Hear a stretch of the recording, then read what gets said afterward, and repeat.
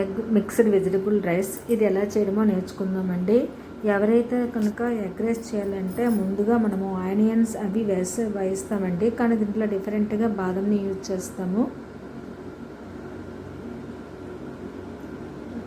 బాదంను మనం కొంచెం నెయ్యిలో వేయించేసి పక్కన తీసి పెట్టుకుంటామండి.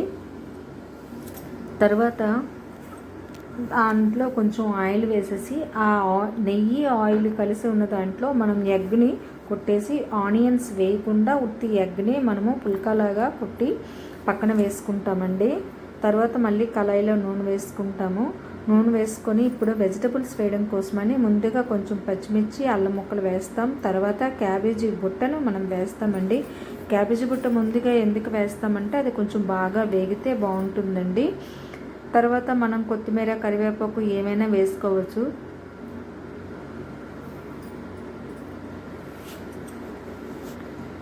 నేను ఎప్పుడు కూడా కొత్తిమీర లాస్ట్లోనే వేస్తాను, ముందుగా వేయనండి. అలాగని గార్నిషింగ్ కాదండి, మామూలుగా అది వేడి తగిలి ఉడికేంతగా వేస్తానండి.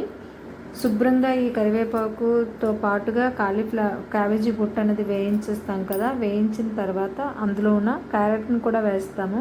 కొంచెం క్యాప్సికమ్ని కూడా వేస్తామండి.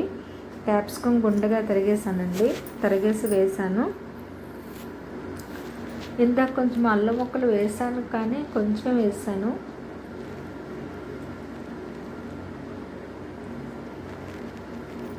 మిగిలిన అల్లం ముక్కలను కూడా లాస్ట్లో వేయాలండి. ఎందుకంటే మధ్య మధ్యలో మనకి అల్లం ముక్కలు తగులుతుంటే స్పైసీగా అనిపిస్తుంది.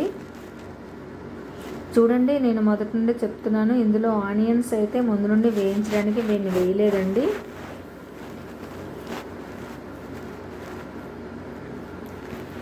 ఆ తర్వాత కొంచెం పసుపు కారాన్ని వేసేస్తామండి. లాస్ట్లో మనము సాల్ట్ వేసుకుంటాము. మళ్ళీ బాగా వేయిస్తామండి, మొత్తానికి కలుపుతుంటాము.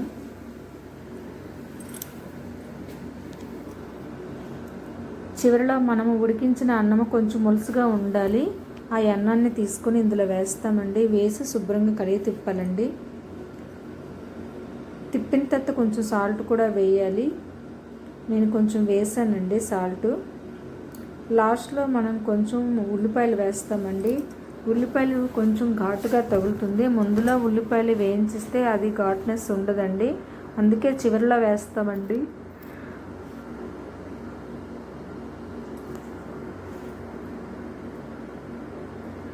వేసి కలిపి లాస్ట్లో కొంచెం మసాలా పౌడర్ వేస్తామండి.